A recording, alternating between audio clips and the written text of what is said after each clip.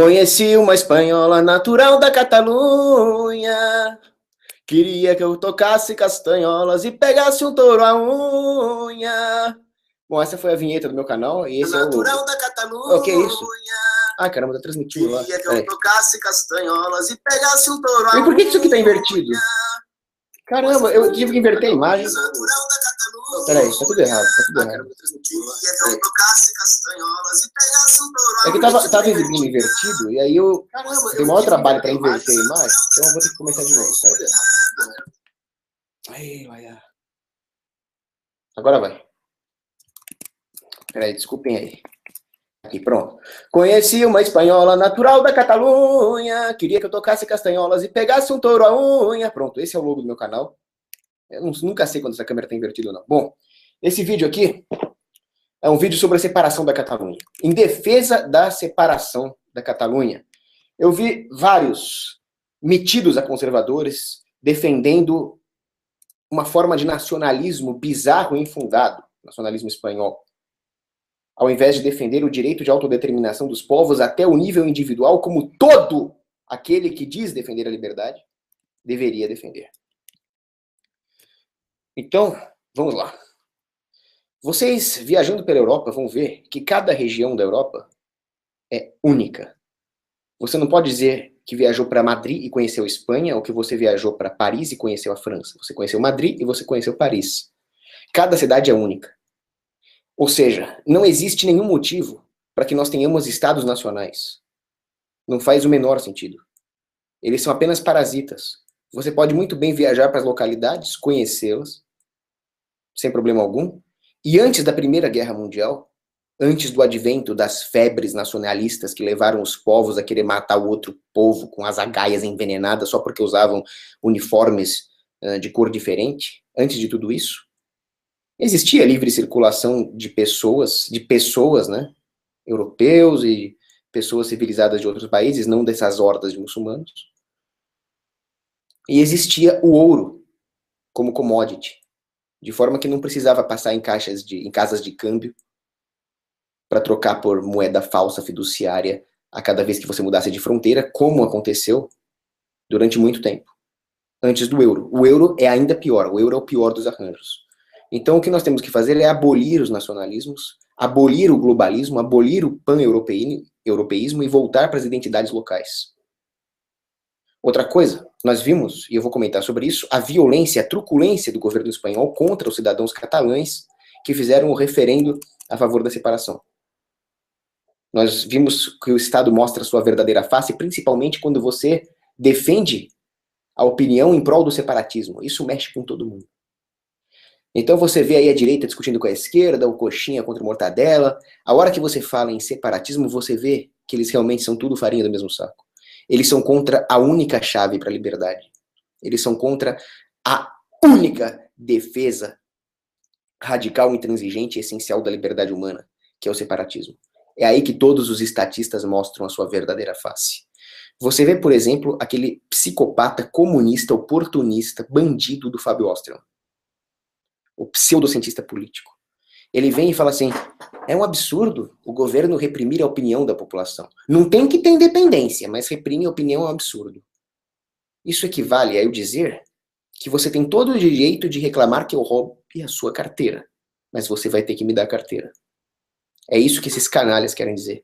Na hora de falar em separatismo, a Kombi libertária vira um patinete libertário. Ludwig von Mises, vamos lá. Ele dizia o seguinte, vou parafraseá-lo, peraí. A circunstância de se ver obrigado a pertencer a um Estado, contra a própria vontade, por meio de uma votação, não é menos penosa que a circunstância de se ver obrigado a pertencer a esse Estado em razão de uma conquista militar. E eu complemento, há uma diferença.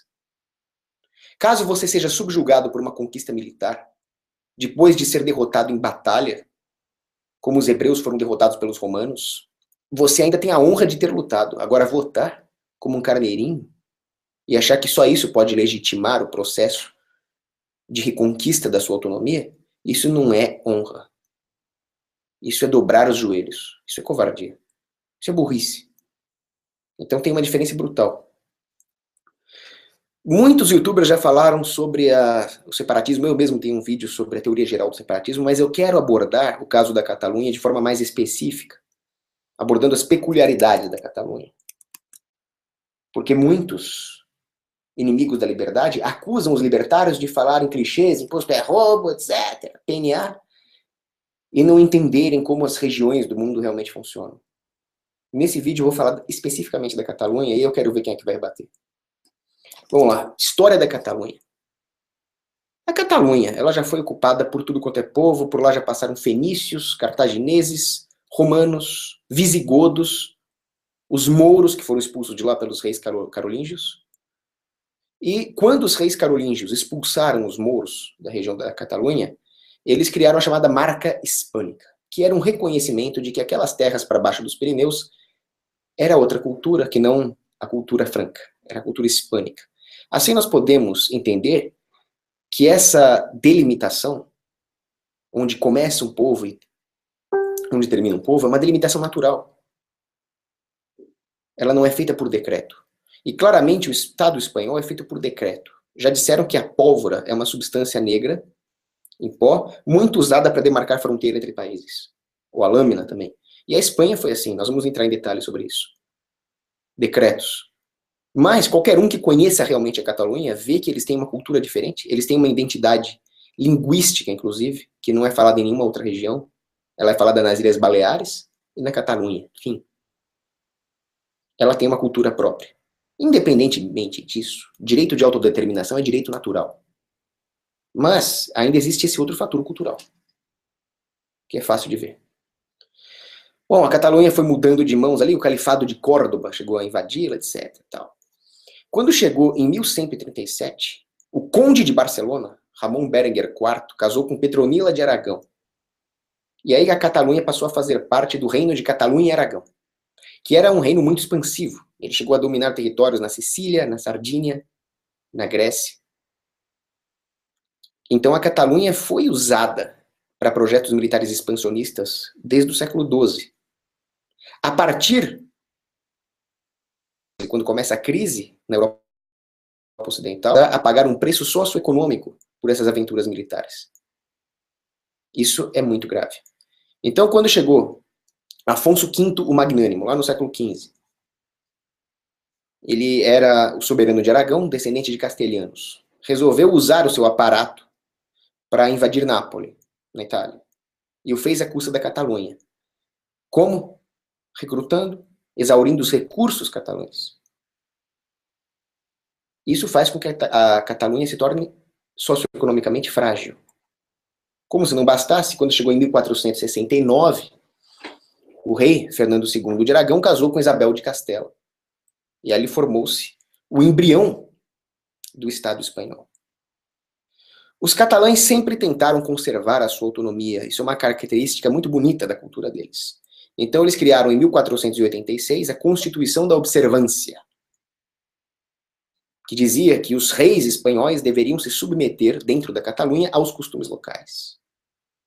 Pergunta se isso foi respeitado. Quem manda, meu amiguinho, é o poder. É o poder, não é nem o financeiro, é o militar. Porque o poder militar decide quem tem o poder financeiro. Só existe uma coisa acima do poder militar, que é a moralidade, que é o que eu estou tentando fazer nesse vídeo. Defender moralmente a separação da Catalunha.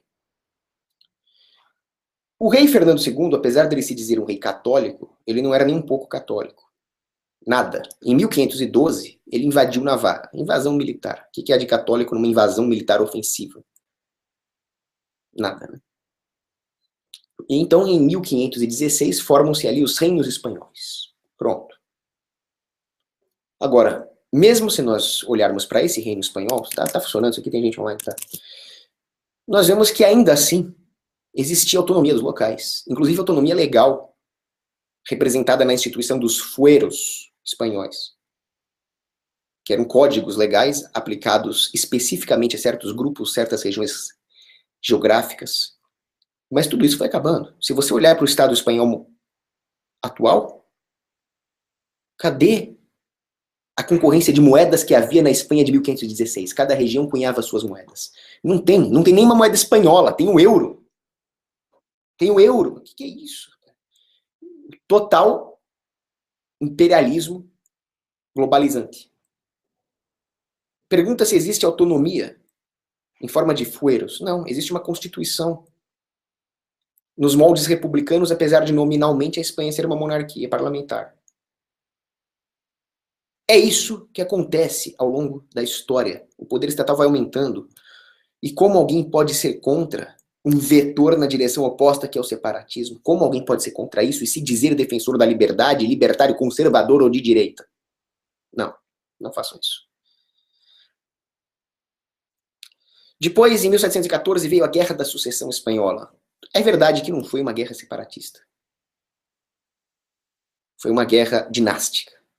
E a Catalunha se aliou aos Habsburgo contra os Bourbon. Apesar do fato de que antes ela tinha se aliado, ela tinha entrado em guerra contra os Habsburgo, né, durante a Guerra dos Ceifadores.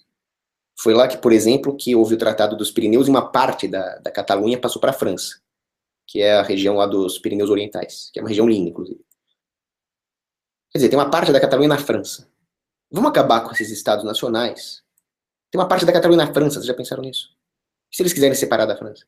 Bom, voltando, em 1714, os Bourbon ganharam a guerra, e a Catalunha apoiava os Habsburgo. Se ferraram. Acabaram com a autonomia catalã. É a partir dessa data que começa a guerra contra a identidade cultural catalã. Ou seja, diferente do que, por exemplo, aquele Lopé de Villanueva, aquele gordo incoerente, fala, não foi um processo natural. Construção de uma identidade espanhola. Eles apoiaram a dinastia errada e perderam a guerra, meu amiguinho. Foi só isso. Como é que alguém não enxerga isso? Essa dinastia Bourbon que entrou era o Filipe V, inimigo do Charles III dos Habsburgo. O Filipe V, ele aboliu os fueros. Eu acho interessante isso. O Lopé fez um vídeo criticando o Rafael Lima. O Rafael Lima defendendo a separação da Catalunha e o Lopé falando contra, chamando ele tudo quanto é nome. Mas, que eu saiba, o Lopé defende os fueros espanhóis, que seria a descentralização dos sistemas legais. Mas foi o Filipe V, esse que acabou com a identidade cultural catalã, que aboliu os fueros através da Nueva Planta, os embriões de um constitucionalismo nacional. Vai entender a incoerência desses caras. É ignorância. Muito bem. Quando chegou no século XIX, lá de 1830 a 1880, houve a chamada Renascença. Eu não sei como é que se pronuncia isso, é catalão. Mas houve uma renascença cultural catalã, onde eles resgataram não só a autonomia política que eles tinham na Idade Média, resgataram em termos de ideias, como também em termos culturais e artísticos. Foi um movimento conservador, completamente contrário ao iluminismo da Revolução Francesa, completamente contrário a tudo aquilo que se tornaria o modernismo. Então as raízes do separatismo catalão são conservadoras, não são esquerdistas, apesar de que muitos esquerdistas encamparam essa ideia. Ela tem raízes conservadoras. Como é que a esquerda foi encampar esse negócio? É simples. A consolidação do Estado espanhol no século XIX passou por um período onde os Bourbon, que estavam instaurados no poder, brigando contra os carlistas, que defendiam uma outra vertente dos Bourbons, né, a partir de Dom Carlos, Conde de Molina, havia uma briga entre eles. Os Bourbons no poder e os carlistas, que defendiam o Bourbon fora do poder. Os carlistas eram mais conservadores. Eles seriam uma espécie de alt-right da época. Contra os Bourbons instalados no poder, havia também republicanos, anarquistas, socialistas e assim por diante. O resultado foi o equivalente à República do Café com Leite para a época.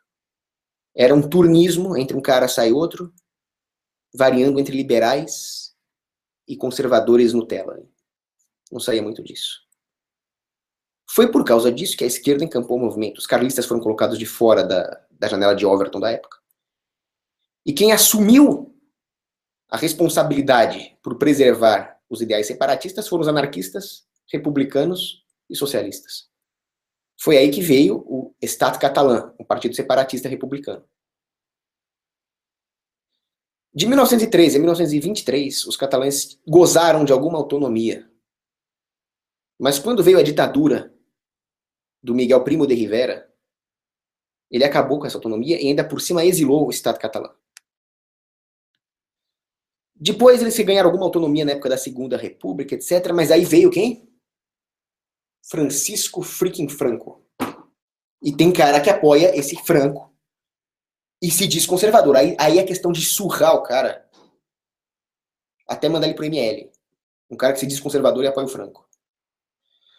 O Franco acabou, finalmente, eu diria, amalgamando, pelo menos ideologicamente, separatismo e esquerdismo, por causa da Guerra Civil Espanhola, onde ele massacrou todas as partes.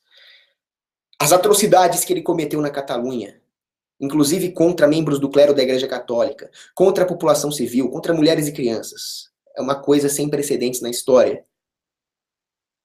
E como ele politicamente brigava contra anarcossindicalistas e comunistas, foi por causa da brutalidade do Franco que uma ideologia nobre, uma ideia nobre como o separatismo, se amalgamou com uma ideologia podre como o socialismo.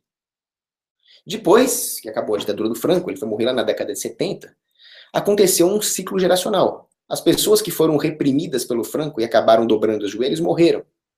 E a geração que não viu a Guerra Civil Espanhola, hoje, revive ideais separatistas. Mas, como eu disse, é preciso estar pronto para lutar pela liberdade.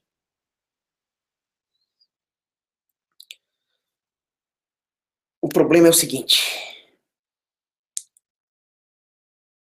A ideia de separação da Catalunha foi reprimida pelo Franco. Foi reprimida pela Luftwaffe, a força aérea nazista, que era aliada do Franco e bombardeou todo mundo ali. Mas tem uma coisa pior do que as bombas da Luftwaffe. É a opinião pública manipulada pela mídia globalista que contamina todo mundo, contamina o Trump, que na verdade é um prostituto moral. E as pessoas falam mal do separatismo se arvorando numa posição de conservadores, quando eu estou aqui escrutinando as raízes do movimento separatista catalão, mostrando que aquilo sim é o conservadorismo raiz. O resto são as contradições das ideologias. Ideologia não presta. Ideologia é contraditória por natureza. O que existem são ideias concatenadas com a moral absoluta. Aí vamos lá, eu quero dedicar uma parte desse vídeo. Esse vídeo aqui, se preparem, é uma live longa mesmo, é quase que um documentário sobre a Catalunha. Eu quero aproveitar uma parte para refutar o vídeo do Lopé contra o Rafael Haid. Então, primeiro ele diz que a Espanha tem que existir simplesmente porque ela tem origens no casamento dos reis católicos e eles são reis que se dizem católicos e acabou. Peraí. Um psicopata chamado Fernando II se junta com a Isabel. Não tem muita coisa contra Isabel, mas eles se juntam e pronto, acabou a autonomia, a liberdade e os direitos naturais dos camponeses, que não tem nada com isso. Depois que, como eu disse, Fernando II não é nenhum parâmetro de católico. Inclusive, ele ameaçou o Papa, ele ameaçou de fazer uma reforma protestante na Espanha caso o Papa não apoiasse a Inquisição que ele praticou, que foi totalmente diferente da Inquisição medieval. Foi uma Inquisição encampada pelo Estado, onde ele transformou os seus inquisidores estatais numa espécie de polícia política, que não tinha nada a ver com a defesa da religião. É bem diferente da Inquisição medieval. Tem mais esse fator. E o Lopé usa um cara desse, um cara que ameaça o Papa de fazer uma reforma protestante, como parâmetro de moral católica. Onde nós vamos parar? Aliás, eu acho que o Lopé devia entender uma coisa. O catolicismo, a doutrina moral católica, defende a autodeterminação dos povos. Bartolomeu de las Casas, frade dominicano, espanhol. Quando ele foi tratar da questão dos índios, se eles deveriam ser forçosamente submetidos ao reino da Espanha ou não, ele disse muito bem. Um juramento de lealdade ao reino da Espanha só tem valor se for voluntário. Bartolomeu de las Casas, frade dominicano, o Lopé, tá entendendo? Erasmo de Roterdã, teólogo e padre católico, disse o seguinte: todo governo de um povo sobre o outro, the ruling, deve se basear no consentimento. É bem óbvio, para quem não é sociopata. O Papa Paulo III, na bula Sublimus Deus, 1537, ele disse o seguinte: os povos, todos, inclusive os índios, e é fácil entender que também inclui os catalães, têm o direito de autodeterminação. Por quê? Porque eles são filhos de Deus, eles são feitos à imagem e semelhança de Deus Pai, o que lhes confere direito natural de propriedade e liberdade, do qual nós concluímos que há o direito de autodeterminação. E se você não for nem um retardado, nem um psicopata, um sociopata, você vai entender isso facilmente. Mas a Espanha violou isso completamente. Inclusive no caso dos índios. O Estado espanhol, que o Lopé tanto defende, cobrava a encomienda, que é um imposto sobre os lucros auferidos sobre trabalho escravo. Trabalho escravo, no caso dos índios. Violou uma bula papal. É isso que você defende, Lopé? Violar bulas papais em matéria de fé, moral e costume? E você se diz católico? Não vou questionar o seu catolicismo, eu sou pecador pra caramba. Talvez você seja o melhor católico que eu na vida. Mas, doutrinariamente, estou apontando seus erros. Aliás, no caso da Catalunha, 400 presbíteros e bispos católicos assinaram apoio à separação. Você vai dizer que eles não são católicos? Porque eles são contra o Estado fundado pelo psicopata do Fernando II? Aí o Lopé comete a maior falácia de todas. Ele fala, não, Rafael Lima então defende que surja outro Estado. Ele não é libertário, ele quer que surja outro Estado, mais outro Estado e um monte de Estado. Ora, se você mantiver a coerência do seu argumento, você vai defender um Estado mundial, e qualquer um que seja contra um Estado mundial está defendendo que haja mais Estados. Então você defende um Estado mundial, projeto globalista dos maçons anticatólicos. A contradição não para. Aí você fala no caso do Sul, onde o Rafael Lima mora. Concordo com você, o Sul é o câncer do Brasil. Agora, o que você faz com um membro canceroso? Você amputa, né? Eu concordo que de lá vem tudo que não presta, cara. Veio Brizola, Luciana Genro, Getúlio, Borges de Medeiros. Concordo com tudo que você falou em relação ao Sul. Menos com ele continuar no Brasil. Como o que o Getúlio Vargas poderia fazer a tragédia que ele fez no Brasil se o Rio Grande do Sul fosse um país separado? Me explica. Ele não ia fazer nada. E você se diz conservador. Você me lembra o próprio Borges de Castilho que você critica. Herdeiro do castilhismo. Aliás, ele é um dos maiores propagadores do positivismo de Augusto Comte, que nós dois odiamos. E ele se dizia conservador.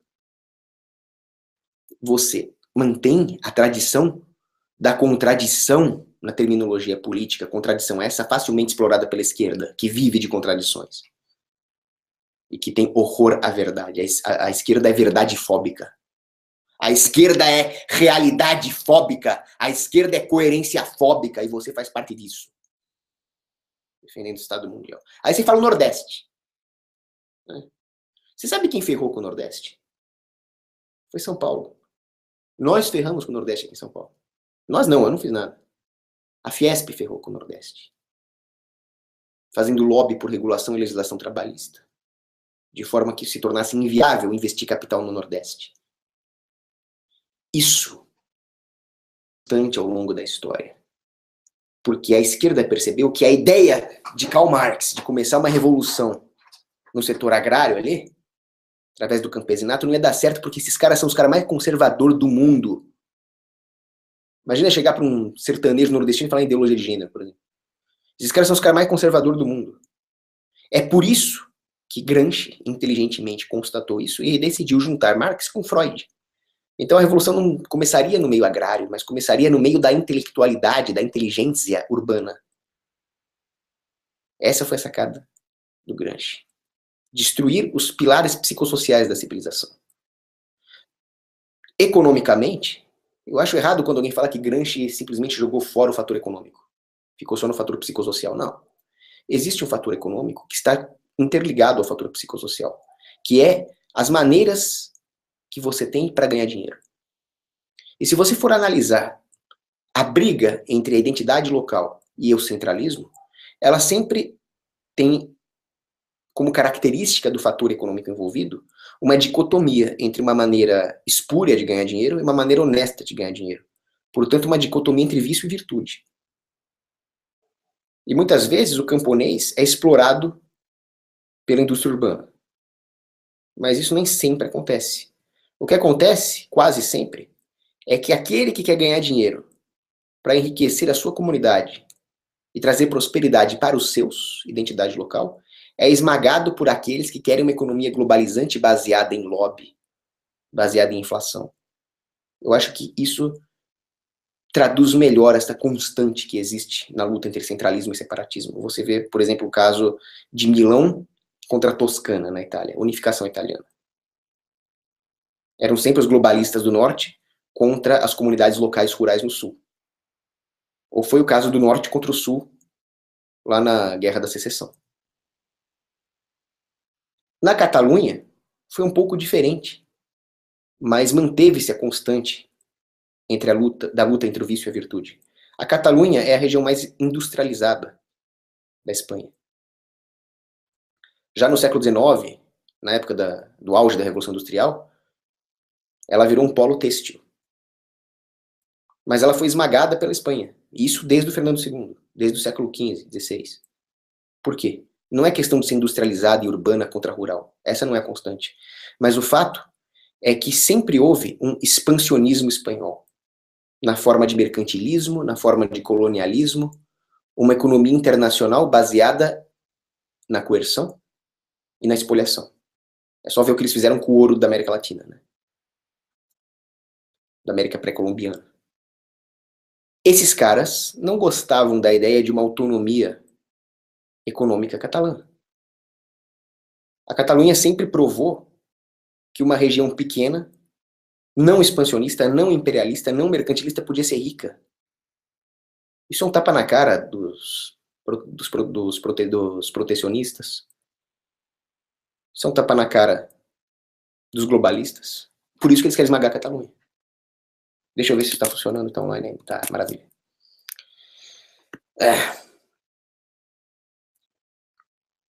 Vamos pedir a Deus para que a live continue no ar. Eu sempre tenho medo dessa parte técnica, né? E um outro argumento que o Lopé usou no vídeo dele era a questão da burocracia. Ah, se separar vai ter mais burocracia. Você realmente não entende nada de burocracia, Lopé, porque você não entende nada de economia. As burocracias se alastram à medida que o Estado se centraliza, porque pensa o seguinte, eu consigo mal e mal controlar o meu quarto. Ele tá uma bagunça aqui, que vocês não estão vendo. Se eu fosse mandar na casa, ia ficar mais difícil. Eu teria que criar níveis burocráticos. Se eu fosse mandar no quarteirão, à medida que você vai aumentando os níveis, fazendo com que esses níveis estejam cada vez mais artificiais, fazendo com que o escopo da área onde eu mando, o tamanho geográfico da área que eu mando, esteja completamente desconectado da minha própria competência, o que eu preciso fazer? Preciso criar níveis burocráticos para manter o meu próprio poder artificial. Dessa forma, à medida que os estados diminuem com o separatismo, as burocracias também diminuem. Com o centralismo, cria-se uma burocracia central e um monte de perninhas burocráticas capilarizadas no sistema social. Olha, eu não gosto nem um pouco da Ayn Rand, mas é mais ou menos isso que ela fala na Revolta de Atlas. Pessoas sem virtude. Pessoas cuja feiura não é uma feiura oriunda da deterioração biológica natural, é oriunda da falta de caráter mesmo. É isso que você vai encontrar nas repartições públicas, nos caudilhetes de repartição que se alastram como pragas em um Estado centralizado. Ou qualquer Estado, né? Porque todo Estado é, por definição, centralizado em relação aos poderes naturais. As arqué naturais. E o Estado é sempre uma kratos, não uma arqué, né? O cara se diz conservador, meu. Aí você fala que não podemos deixar com que a Catalunha se separe da Espanha, porque a Espanha é católica. Que Espanha católica, rapaz? Século XXI. 10% dos espanhóis ditos católicos vão à missa de domingo, meu amiguinho. Comparado com 50% na década de 70. Onde que isso é católico? Taxa de fertilidade das menores da Europa. Você tá louco, cara? Se existe alguma chance da catolicidade ser restaurada na Europa, é com o fim do Estado-nação e a volta às pequenas localidades. É a única chance. Uma Catalunha independente, ela poderia se aproximar da França, inclusive por motivos econômicos, para fugir de possíveis embargos espanhóis. Imagina, não estou defendendo a unificação com a França, mas de jeito nenhum. Mas imagina um intercâmbio cultural entre Catalunha e França. O bem que faria para a França de resgatar uma parte da latinidade gálica perdida via Catalunha. Imagina também o bem que faria para a Espanha Afinal, se existe tantos esquerdistas na Catalunha, é bom que a Espanha se livre deles, né? E que eles não tenham nenhum poder de influência política, né, o resto da Espanha. O que eu defendo é a identidade local, é o conservadorismo raiz, aplicado em todos os níveis, inclusive individuais. E a responsabilidade individual de manter a sua comunidade. Os catalães têm que ser responsáveis pela Catalunha. Sim, tem muito esquerdista lá. Eles devem ser responsáveis por varrer a esquerdagem da Catalunha, não a Espanha. Isso não é responsabilidade da Espanha. A Espanha deve ser responsável pela Espanha e a Catalunha deve ser responsável pela Catalunha. Na verdade, o José deve ser responsável pelo José. Ele e a sua família, ele e a sua comunidade local. A subsidiariedade, então, vai se criando caritativamente, harmoniosamente, não através da coerção, não através da tropa de choque espanhola metendo porrada em velhinha. Que pare pelo jeito que você defende. Bom, acho que o Lopes já apanhou bastante aqui, chega, vai. Vamos falar um pouco das atualidades da Catalunha para entender o quadro e depois entrar em mais detalhes sobre a teoria separatista. Bom, a Catalunha é a região mais rica da Espanha. Ela tem uma língua própria, derivada do latim, que foi violentamente proibida pelo Franco. E essa repressão contra a identidade da Catalunha é típica dos regimes totalitários ou com tendências totalitárias. Lenin e Stalin tentaram suprimir tudo que caracterizava a cultura ucraniana na época da União Soviética. E é isso que os globalistas, franquistas, falangistas tentam fazer com a Catalunha. La crida a la solidariedad per la língua, por exemplo, de 1981. Aquilo foi uma tentativa de resgatar o identitarismo catalão contra um manifesto de intelectuais globalistas que queriam acabar com a língua catalã. E a guerra contra a língua é a guerra contra o povo que fala essa língua. Já pensaram nisso? À medida que os dialetos vão desaparecendo, a capacidade de expressar as peculiaridades culturais de um povo também vai desaparecendo. Isso torna a vida bem mais fácil para os globalistas, né, Lopes? Se nós perdermos o catalão, nós vamos perder mais uma arma contra os globalistas. Uma arma local, é claro. Mas é só assim que se luta. Esse negócio de combater as línguas locais é coisa de revolucionário francês, inimigos do catolicismo. Tinha um cara lá, na Revolução Francesa, chamado Henri Grégoire. O Henri Grégoire era um padre católico, mas ele não era nada católico. Ele era um herege jansenista. Essa heresia foi completamente refutada pelos doutores da igreja. E ele era um membro do Conselho Revolucionário, da Igreja Revolucionária da França. Era os católicos traíra, por assim dizer. Sabe qual era dele? Destruir todos os dialetos locais na França, o provençal e assim por diante, para concretizar o projeto republicano. Qual a diferença entre isso? Qual a diferença entre isso e o que o Franco fez na Catalunha? Ou entre isso e aqueles que não querem a independência da Catalunha? Esse Henri Grégoire, esse canalha aí, ele foi responsável pelo conceito do La Vergonha. La Vergonha era uma espécie de boicote social, moral, cultural e econômico contra os falantes do patuá, os dialetos locais que não eram a língua da Revolução. Essa guerra linguística sempre foi coisa de canalha. Isso se aplica a todos aqueles que são contra a separação da Catalunha. Todos.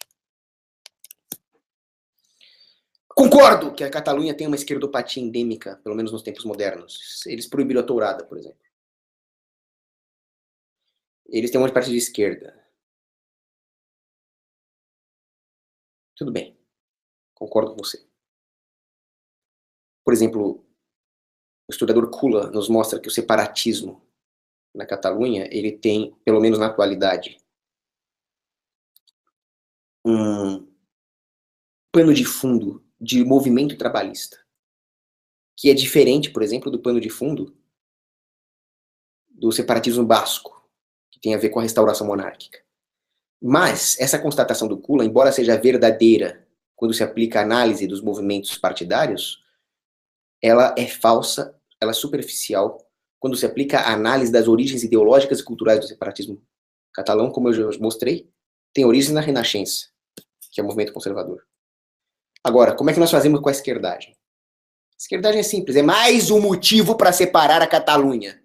Primeiro, os espanhóis, o cidadão espanhol comum, o civil, ele não é obrigado a sustentar comunista.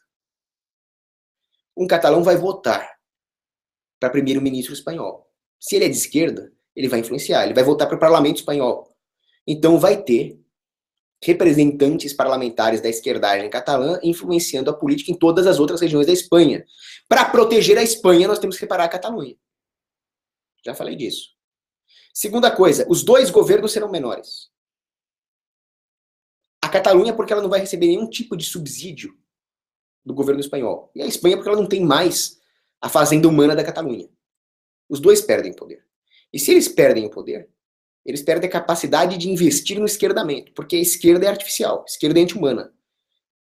Para manter a esquerdagem é preciso investir contra os pilares da civilização humana. Isso custa dinheiro. À medida que o Estado perde poder, perde a capacidade de esquerdar. Os governos têm uma tendência natural de se esquerdarem, à medida que eles se expandem.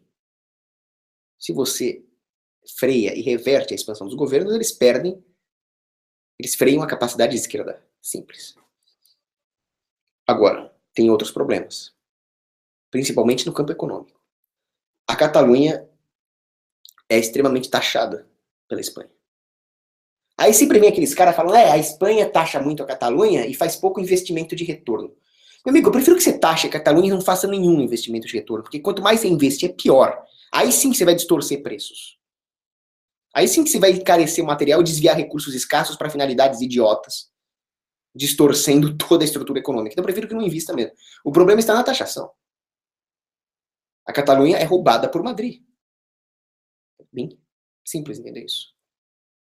Ao mesmo tempo, falta para a Catalunha, como falta para todas as regiões subjugadas pelo governo central espanhol, autonomia monetária. E no caso dos países da Europa, eles estão subjugados ao euro. Então falta autonomia para todo mundo ali. Qualquer problema que aconteceu com o euro vai afetar todo mundo que está na zona do euro. Inclusive a Catalunha. Mas a Catalunha, fazendo parte do governo espanhol, está sujeita às ingerências econômicas do governo espanhol. E a crise econômica causada pelas ingerências keynesianas dos governos espanhóis se abateu fortemente contra a Catalunha. E eles sendo a região mais rica, eles são a região que paga o pato. Sempre foi assim. Olha o que aconteceu, por exemplo. Você tinha o governo do Aznar, lá em 2003, 2004. Ele expandiu o crédito loucamente para se tornar o queridinho da União Europeia. Aí vem aquela fase de boom. Aí acontece o bust, a crise na Europa. A crise na Espanha. Aí entra o governo do Zapatero, que era socialistão ao extremo. Mas o Aznar também era. A diferença entre eles ali era meio que Armínio Fraga e Manteiga. O que o Zapatero fez? Pacotes de estímulo. Quer dizer, a única coisa que você não pode fazer numa crise.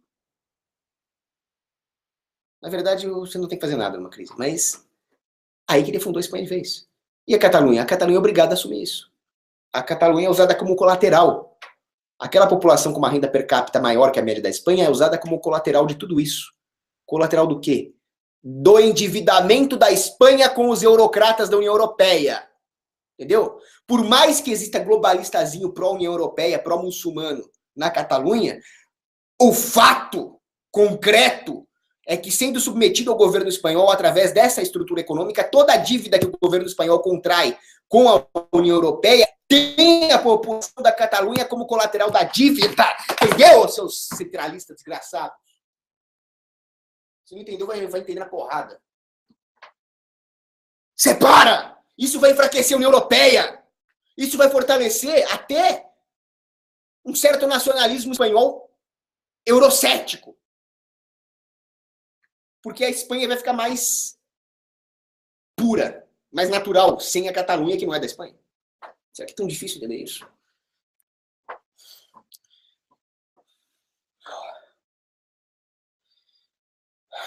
Bom, como é que faz para separar a Catalunha? Fico nervoso nessa hora. Fizeram o referendo, desceram a porrada no referendo. E é aquilo que eu falo, a hora que as pessoas realmente tentam ser livres, o Estado mostra a sua face. Vamos pagar menos imposto? Vamos desregular tal setor? Vamos votar num político mais liberal? Até aí o Estado vai falar que isso faz parte do saudável debate democrático. Se ele reprimisse, ele ia perder legitimidade. Até aí eles vão deixar. PSL, Novo, eles vão deixar.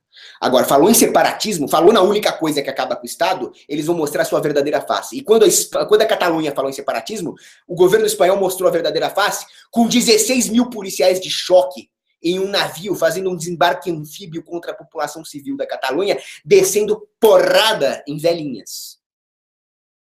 Tinha que meter porrada neles. Isso sempre aconteceu. Abraham Lincoln, um dos piores canalhas da história da humanidade. Inclusive, ele é a favor da escravidão, só para constar. Ele dizia, a secessão é a essência da anarquia. Quando os congressistas de Maryland católica, quiseram fazer um referendo de separação da União, o Lincoln prendeu esses congressistas. Assim como o Rajoy agora, lá na Espanha, está querendo proibir o referendo, e assim por diante. A Guardia Civil espanhola, aquela mesma que o Franco usava para fazer as atrocidades, um grupo paramilitar, uma gangue de capangas na mão do governo central espanhol, reviveu praticamente os tempos do Franco ali em Barcelona, descendo porrada em mulher e criança. Canalhas. E aí? E se não rolar o referendo, como é que faz? Olha que interessante. George Orwell, quando ele escreveu Romance de Catalunya, ele disse, existem ocasiões em que é melhor lutar e ser derrotado do que não lutar. Porque se a Catalunha lutar e for derrotada, o espírito de separação da Catalunha continua. Se ela não lutar, ele acaba. Então, mesmo que seja para lutar, lutem. Ou melhor, mesmo que seja para perder a luta, lutem.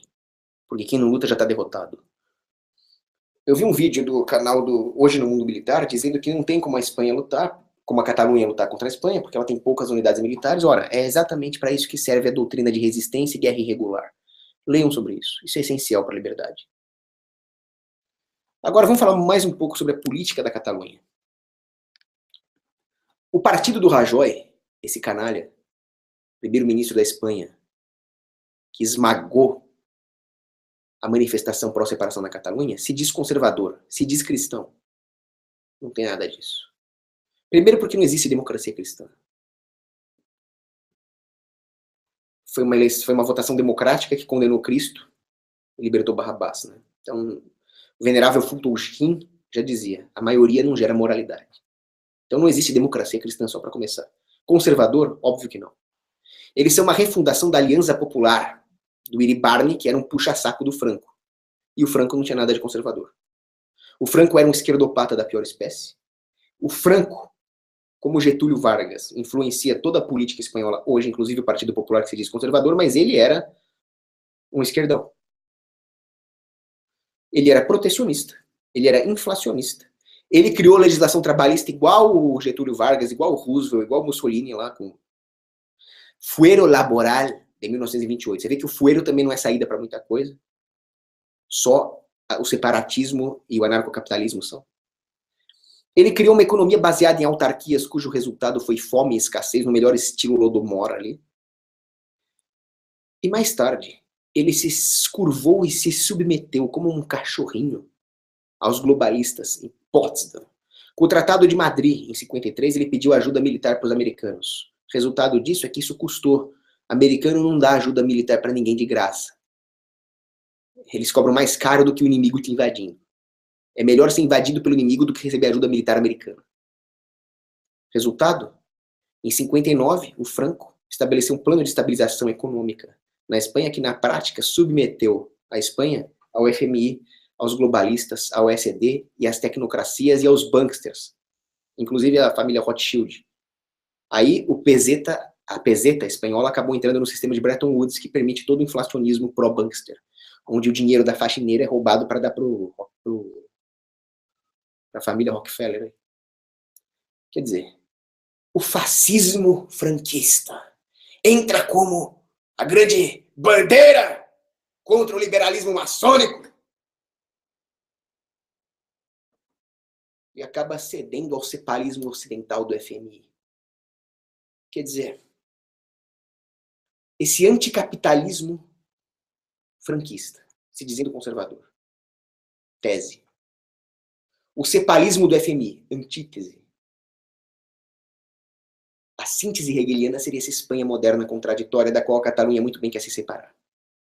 O falangismo, que é o grande movimento político dos pró-franquistas. O que ele é?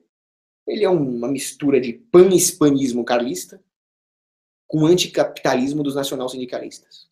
Quer dizer, eles pegam o que há de pior no carlismo, que é o centralismo, e o que há de pior naqueles que eles combateram, que eram os sindicalistas, que é o anticapitalismo, a oposição à economia de mercado. E o resultado é o Partido Popular do Rajoy, que está no poder hoje. Quer dizer, está configurada a tragédia espanhola, né?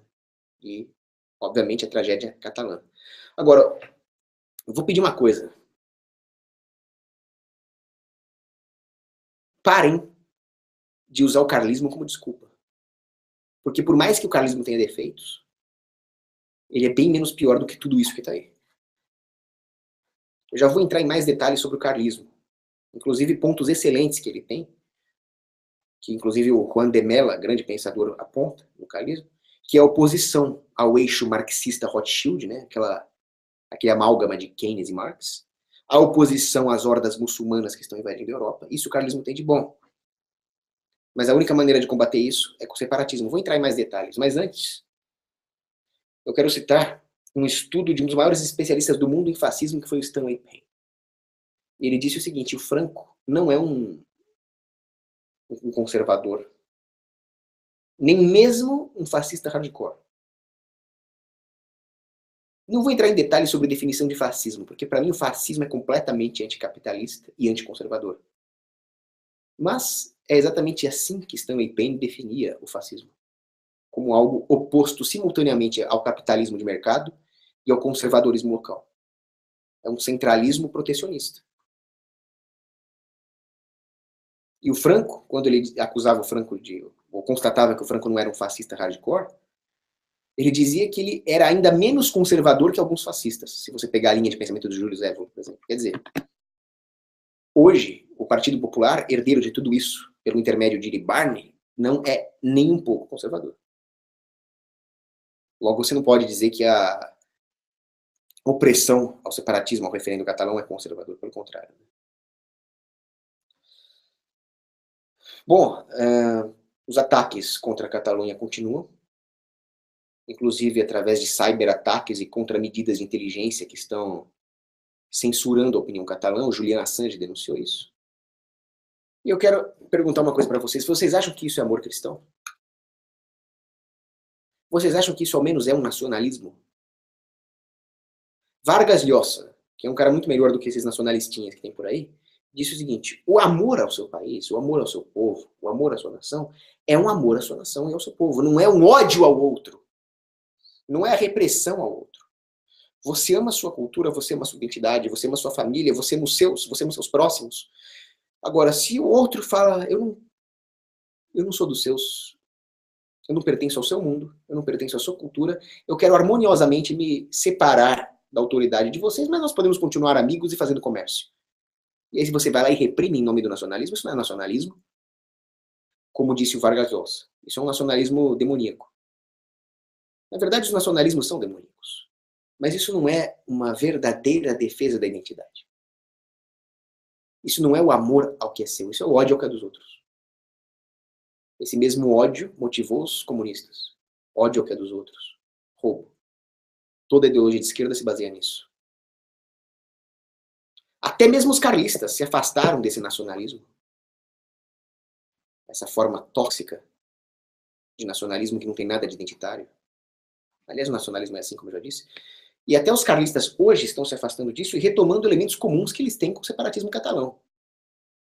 Porque se você for pegar a história carlista, o grande lema deles, Dios, Pátria, Rei e Fueros, é uma oposição de cunho separatista ao Estado de Direito Constitucional e o seu republicanismo cultural. Ele só não tem as características geográficas do separatismo catalão, mas o separatismo geográfico é muito mais harmonioso. Ao invés de tentar mudar o seu governo, eu simplesmente me separo. Você faz o que você quiser com o seu governo, eu faço o que eu quiser no meu.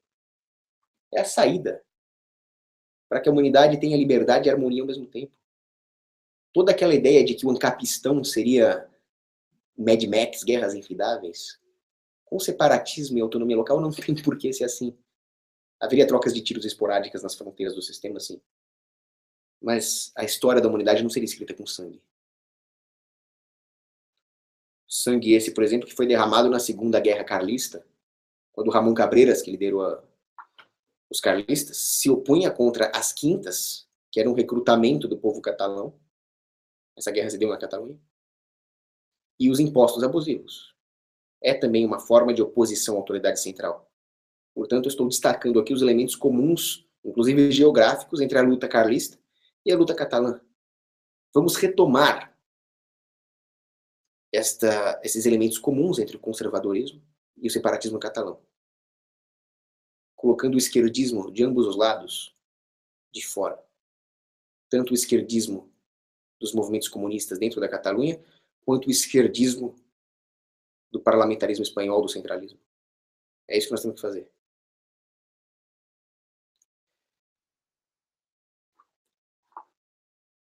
Agora, não podemos ser carlistas também.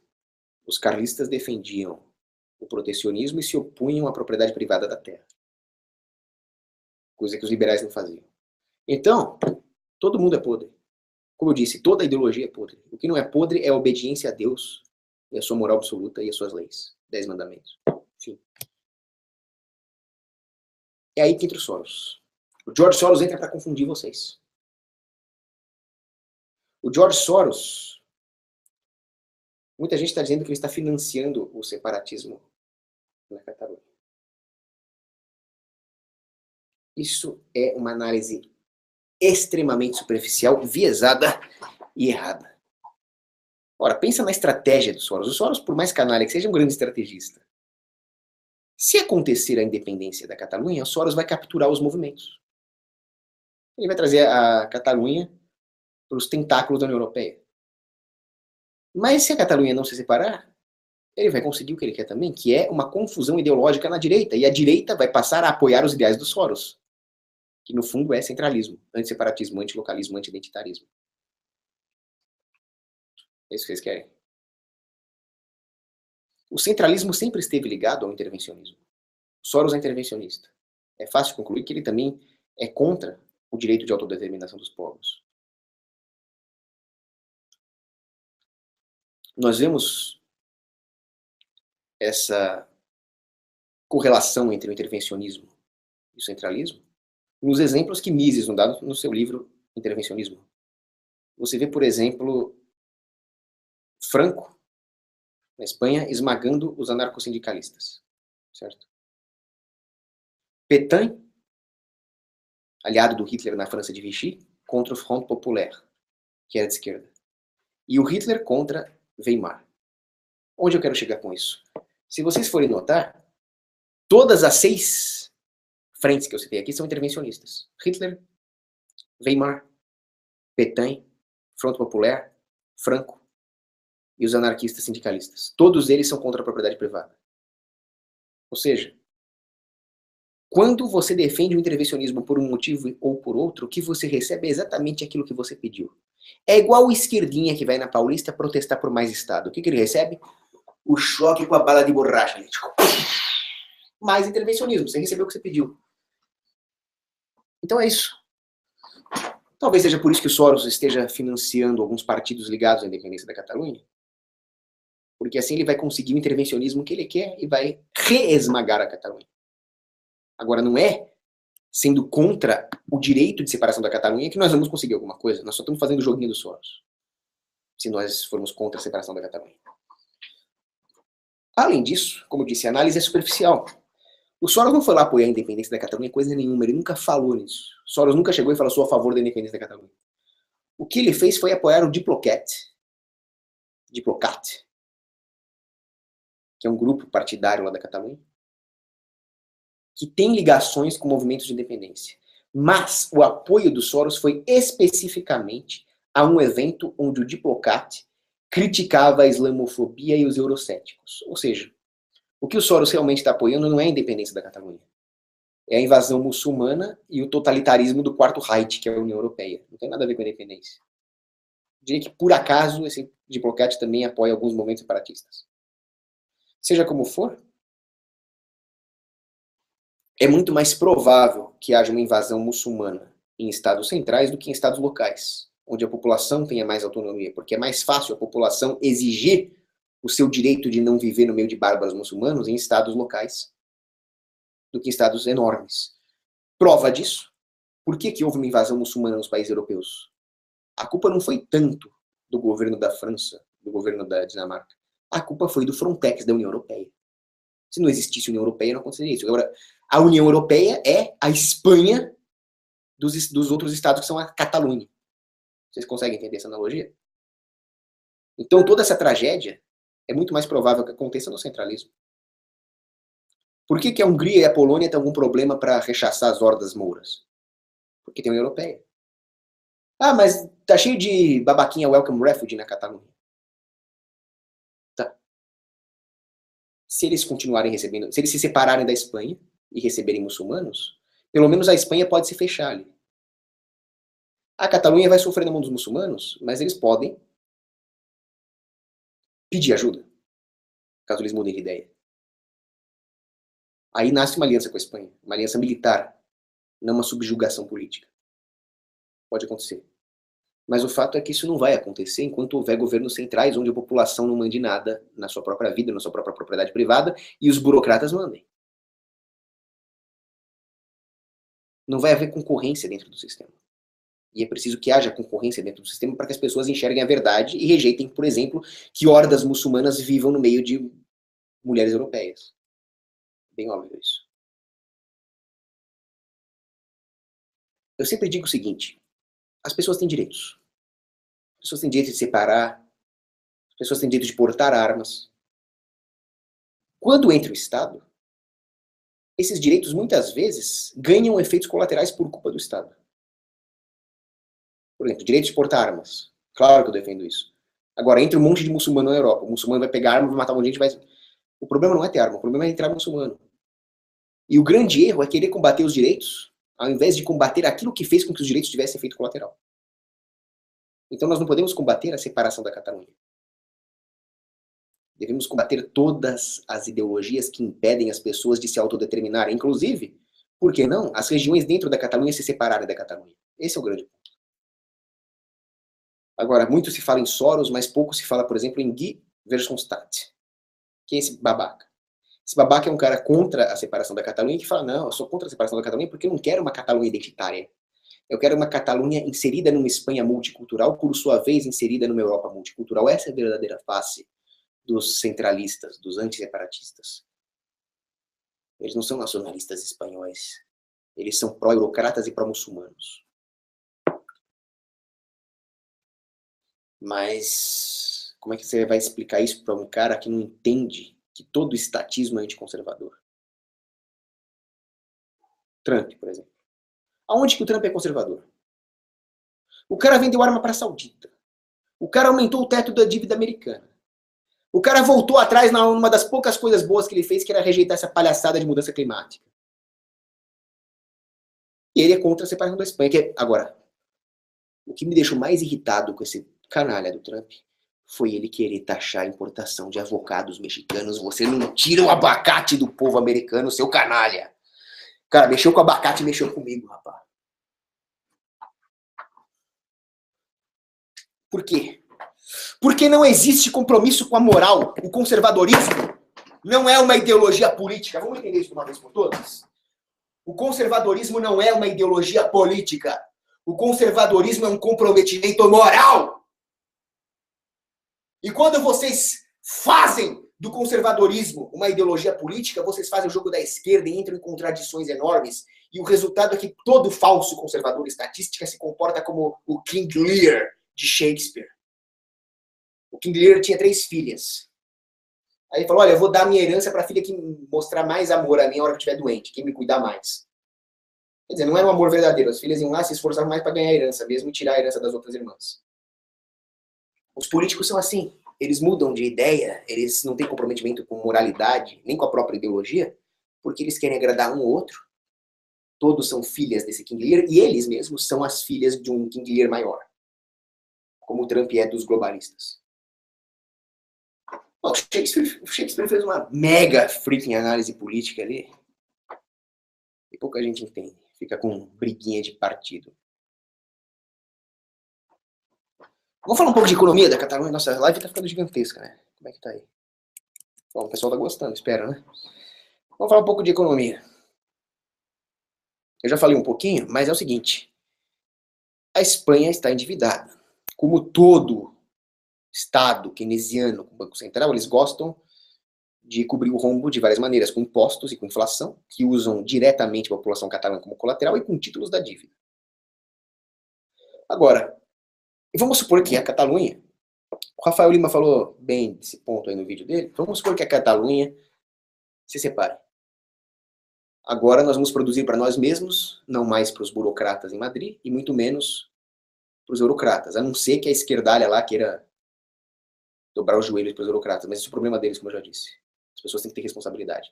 O fato é que, de qualquer forma, seja qual for o resultado da política interna da Catalunha, o endividamento espanhol ficará evidente. Toda a estrutura financeira da Espanha insolvente ficará evidente. E isso vai se alastrar também nos balancetes da União Europeia, dos bancos centrais europeus. E com isso, haverá uma diminuição forçada da alavancagem monetária na europeia. Isso vai frear. O inflacionismo continuará enquanto existir estados e bancos centrais, mas ele vai dar uma freada com a separação da Catalunha. E com isso, uma freada nessa política monetária expansionista que financia a expansão do Quarto Reich. O Quarto Reich é como eu chamo a União Europeia.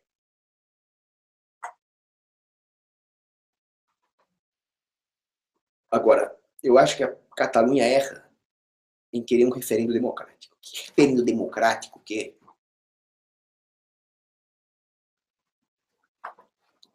tem que estar preparado para a guerra, tem que estar preparado para minar os entornos da Catalunha, tem que estar preparado para ter baterias costeiras para destruir os navios espanhóis que tentaram invadir. O vice-marechal do ar polonês, Witold Urbanović, ele lutou contra os nazistas, muitas vezes a partir do esgoto, a partir de guetos. E ele dizia o seguinte: por que o povo polonês, no final, mesmo esmagado pela União Soviética, mesmo esmagado pelo Hitler, por que no final a liberdade prevalece na Polônia? Porque nós não pedimos liberdade, nós lutamos por ela. Eu diria que é só assim que a Catalunha, ou São Paulo, ou o Sul, ou qualquer movimento separatista vai conquistar a independência merecida. Os nacionalismos, eu sempre digo que existe uma fagocitose nacionalista verticalizante. Os nacionalismos são diferentes dos identitarismos locais. Porque, como eu já disse, eles não são movidos pelo amor, mas pelo ódio. Assim sendo, o nacionalista sempre vai odiar o outro. E eles vão se fagocitando. E se fagocitando, e se fagocitando. Mas a pior fagocitose que ocorre não é essa horizontal. Tá? Não é o Fernando II invadindo o reino de Navarra. Fagocitose horizontal. A pior de todas é vertical. Formam-se as burocracias, formam-se os governos centrais. E esse nacionalismo central vai esmagando as identidades locais. Mas a autonomia dos povos repousa diretamente nas autonomias locais, que são os únicos bastiões de resistência contra o globalismo e o Estado mundial, que é um projeto do anticristo. Então eles vão fagocitando as elites naturais locais, como a Espanha sempre fez com a identidade catalã, o que permite que a hora que vier um governo mundial ou União Europeia, não haja nenhum bastião de resistência local contra eles. Como é que alguém pode ser contra a separação? Como é que alguém pode se dizer contra o Estado Mundial e ser contra a separação da Catalunha ou de qualquer coisa que queira se separar? Rapaz, o separatismo é o único remédio contra o globalismo. John Fitzgerald Kennedy, por mais defeitos que ele tivesse, ele foi morto por querer abolir o FED, que é uma arma globalista. Ele dizia o seguinte: if you turn peaceful revolution impossible, se você tornar a revolução pacífica impossível, a violenta será inevitável. Vocês já pensaram no que isso significa? Se nós não permitirmos que a Catalunha se separe, o problema não é a Catalunha pegar em armas e guerrear contra a Espanha. O problema é outras coisas que podem acontecer. Os comunistas que abundam a Catalunha vão querer confiscar a propriedade privada na bala. De uma forma ou de outra. Deixa os comunistas se separarem, é isso. Essa é a lição, entendeu? Será que é tão difícil entender isso?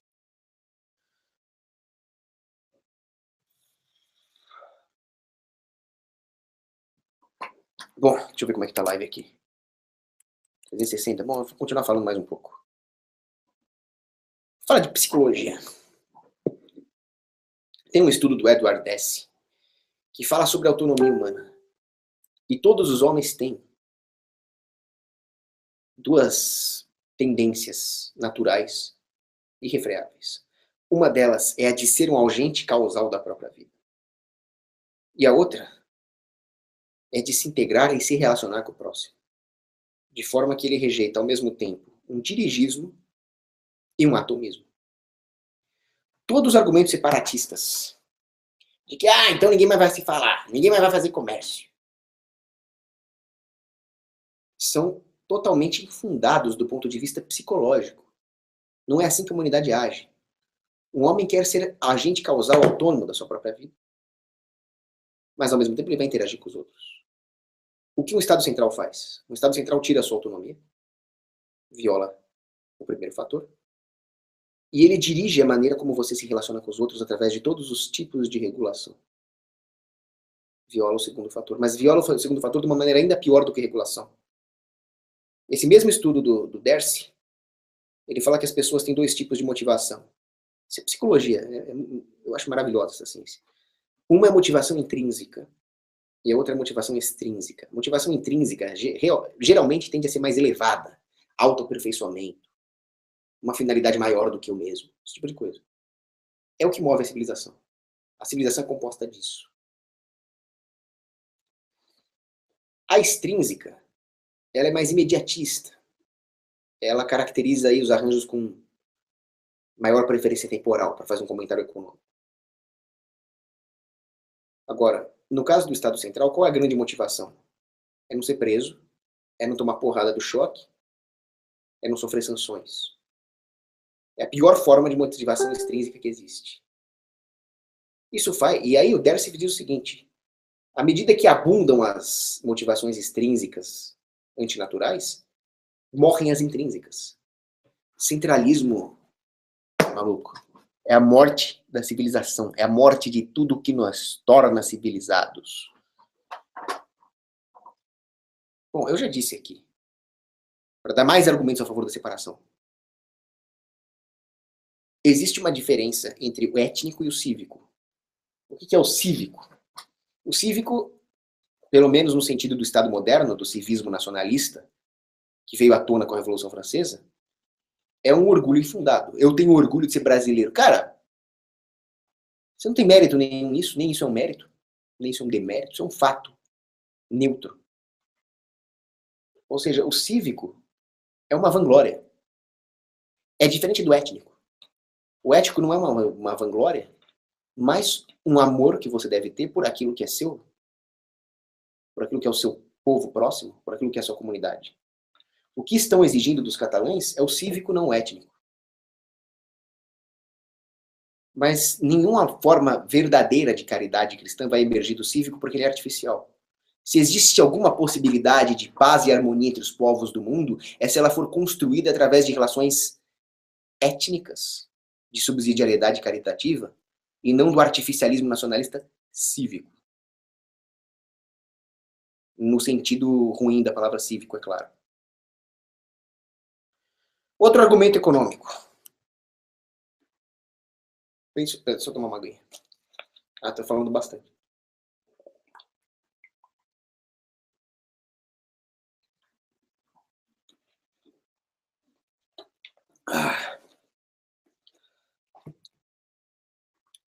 Veja o seguinte. Muitos dizem que a Catalunha vai se ferrar se ela se separar, porque a maior parte das suas exportações são para a Espanha. Pensa o seguinte, por que que um cidadão espanhol compra um produto catalão? Porque o produto catalão é bom e barato, se comparado a outros produtos. Senão ele não compraria da Catalunha, compraria de outro. Isso não só não vai mudar, como muito provavelmente vai melhorar. Sem as regulações espanholas contra a Catalunha, sem os impostos, a tendência é que os produtos catalães na economia melhorem de qualidade e abaixem de preço. Vamos supor que a Espanha faça um embargo. Ora, esses produtos que antes eram vendidos para a Espanha, agora serão vendidos para outros países. Talvez é um preço mais barato, talvez eles percam um pouco da receita das exportações, o que vai ser muito menos do que eles vão deixar de perder por não mais pagar impostos para Madrid. Com o tempo a concorrência aumenta, se houver mais separatismo, melhor ainda. E assim por diante. Afinal, Alberto Alesina, um dos poucos economistas mainstream respeitáveis no mundo, disse: existe uma correlação histórica que ele comprovou estatisticamente, não concordo com métodos estatísticos, eu sou praxeologista, mas que seja. Existe uma correlação histórica e estatística entre a liberalização dos mercados, os estados pequenos e a abertura econômica. Então, o que eles nos mostram é que à medida que, por exemplo, a Catalunha se separar ou mesmo ganhar a autonomia da Espanha e se livrar dos impostos e regulações, essa correlação nos diz que os mercados serão mais abertos. E com estados menores também, o próprio Hoppe já demonstra isso. Então, o que eu diria, como economista, é que se a Catalunha se separar, ainda que, mesmo no pior cenário possível, que seria um total embargo da Espanha contra importações catalãs, ainda assim ela sairia ganhando. Simplesmente esses produtos estariam disponíveis para outros países a preços mais baratos. E eles se livrariam dos impostos, reinvestiriam nas suas operações. E haveria também pressão dos espanhóis para comprar os produtos catalães. Outra coisa, a Espanha precisa, como eu já disse, resistir ao pró-europeísmo. A Espanha precisa ser um baluarte de euroceticismo. Nenhum baluarte eurocético é construído sem o lastro das identidades culturais locais. Ou seja, é preciso que as culturas locais floresçam, para que qualquer arranjo se oponha ao Quarto Reich. A Espanha Central só vai esmagar a Catalunha. E se nós temos alguma chance de nos opor à União Europeia, é com uma Catalunha forte, é com os Países Bascos forte, é com Zaragoza forte, é com Madrid forte. Não com o Estado espanhol enfraquecendo a todos eles e servindo aos eurocratas.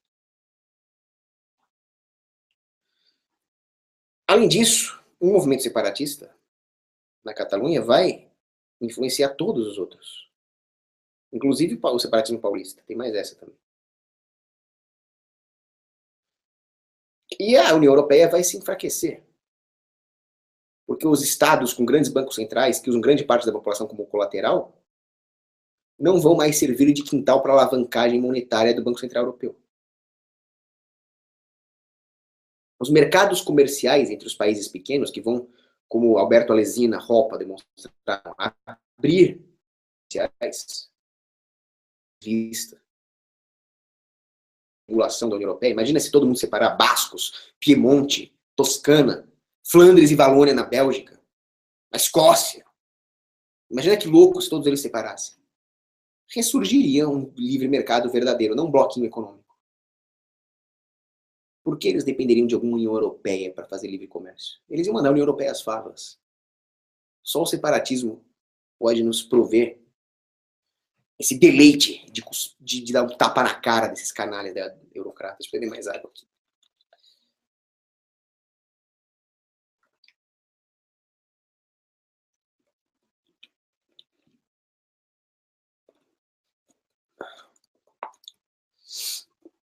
Então é preciso aumentar a concorrência do sistema. É errado aquele que pensa que um Estado-nação é subsidiário com o indivíduo que compõe esse Estado-nação, ou com as nações que o compõem, a nação catalã, por exemplo.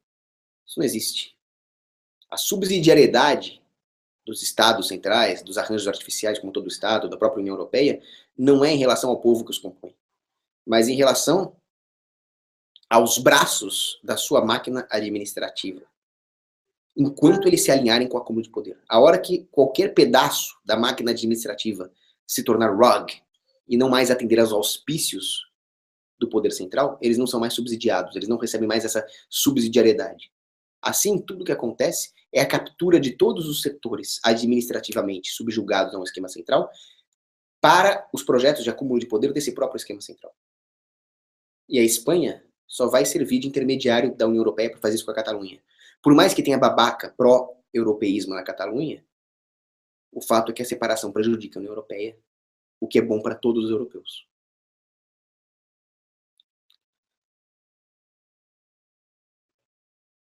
Só a concorrência do sistema, onde as pessoas possam realmente votar com os pés, decidir para onde ir, decidir onde empreender, é que pode realmente fazê-las acordar e enxergar a realidade nefasta que é a União Europeia.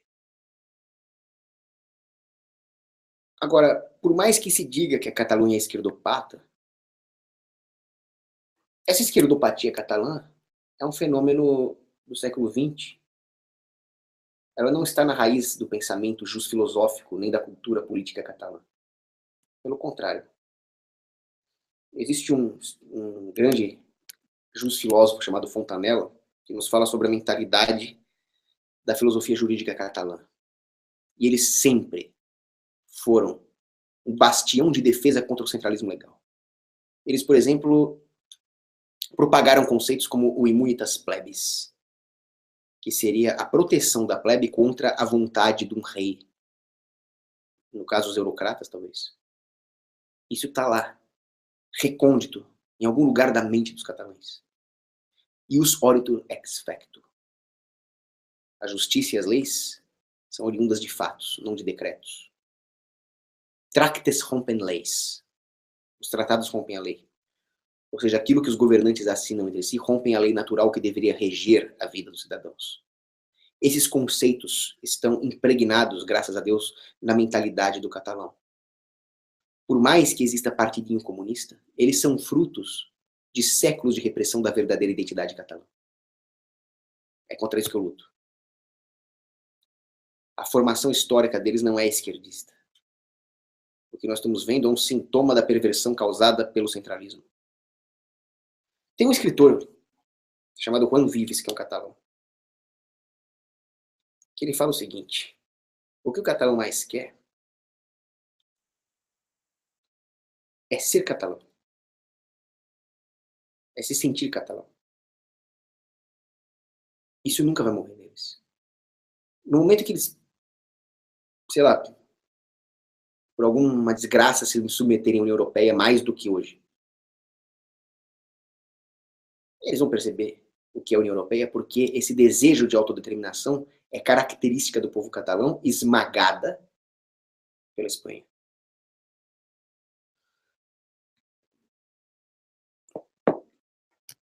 Tem mais uma coisa.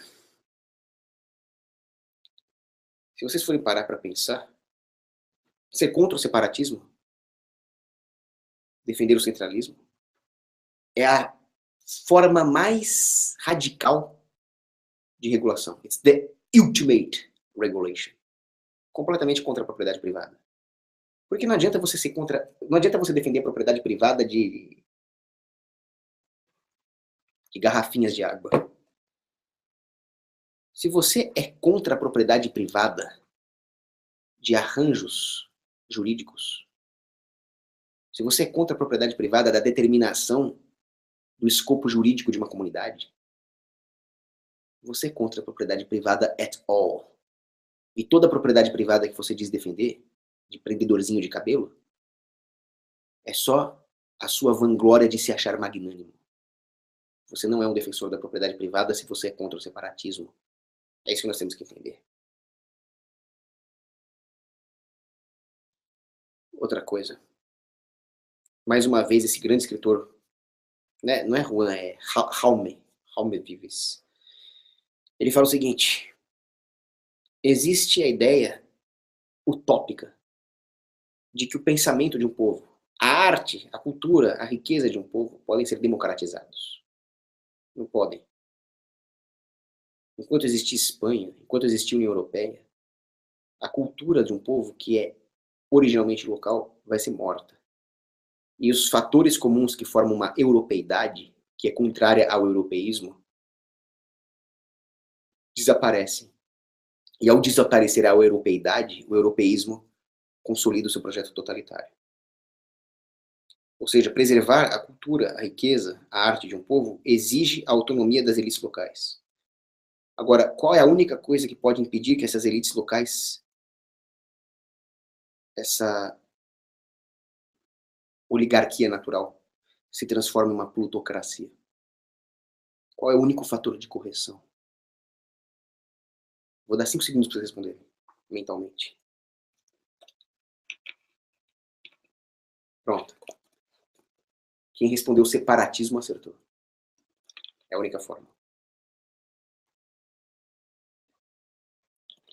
Agora vocês devem estar perguntando, bom, se o pensamento catalão é tão bom assim, por que eles são um bando de esquerdalhas? Ora, Vives. Jaume Vives responde. Esse sistema subsidiário local catalão, autônomo, consuetudinário, ele sofreu uma pressão coercitiva que resultou na hispanização do sistema político. Ou seja, aquele homem que tinha um enorme furor contra-revolucionário em oposição aos agentes externos, é só ver tudo isso que eu falei, né? Immunitas plebis. Deu lugar a um ímpeto revolucionário contra as estruturas naturais. Ou seja, essa energia resistente catalã foi canalizada para o lado errado, contra o capitalismo, contra a propriedade privada. Daí tanto movimento comunista ali. Enquanto os catalães sempre procuravam possibilidades técnicas para resolver os seus problemas, por isso eles foram uma região que se industrializou muito à frente de toda a Espanha, foi canalizado, por causa da hispanização política, para a ideia de um possibilismo pragmático, na forma de ter fé num referendo, por exemplo, ou em vias democráticas, quando eles deveriam já pensar em como pegar em armas. Ou seja, olha o que o nacionalismo faz, olha o que o centralismo faz, é total destruição de um povo. É muito grave. Bom, eu gostaria de terminar essa live, acho que eu já falei bastante, com a Bíblia Sagrada, para mostrar que a posição católica é a defesa do separatismo. Se vocês forem pensar, por 2 vezes Deus defendeu o separatismo dos hebreus. Uma no cativeiro babilônico e outra no cativeiro egípcio. Aquele que quer se separar e não pode é um oprimido. Isaías capítulo 1, versículo 17, protegei o oprimido. Se você quiser seguir Isaías, defenda o separatismo. Salmos 72, versículo 4. Ele protegerá os humildes do povo, salvará os filhos dos pobres e abaterá o opressor. De uma maneira ou de outra, os globalistas vão acabar. Eles vão chegar no auge do poder deles. Eles vão reprimir todo mundo. Eles vão reprimir os cristãos. Nós vamos ter que celebrar a Santa Missa dentro de cavernas. Mas eles vão cair. Porque o poder de Cristo vai acabar com eles. Agora vejam Jeremias, capítulo 50. Israel é qual ovelha desgarrada por... Vou ler aqui, tá? Israel é qual ovelha desgarrada, perseguida por leões. Um a devorou, o rei da Síria, e outro lhe partiu os ossos, Nabucodonosor, rei da Babilônia. Eis porque assim fala o Senhor dos Exércitos, Deus de Israel. Vou castigar o rei da Babilônia e sua terra, assim como castiguei o rei da Síria. Os centralistas serão castigados. E os povos e os indivíduos serão livres. Agora, quando você chegar lá em cima no juízo particular, que lado você defendeu? É isso que vai ser julgado. Muito bem. Eu não sei como é que eu faço para... Eu acabei a live, tá? Quero ver como é que eu faço só para ver as perguntas, se tem alguma pergunta interessante, mas infelizmente eu não estou conseguindo enxergar as perguntas. Então eu vou terminar a live por aqui sem responder as perguntas por motivos técnicos, vocês me desculpem. Abraço. Beijo para as meninas.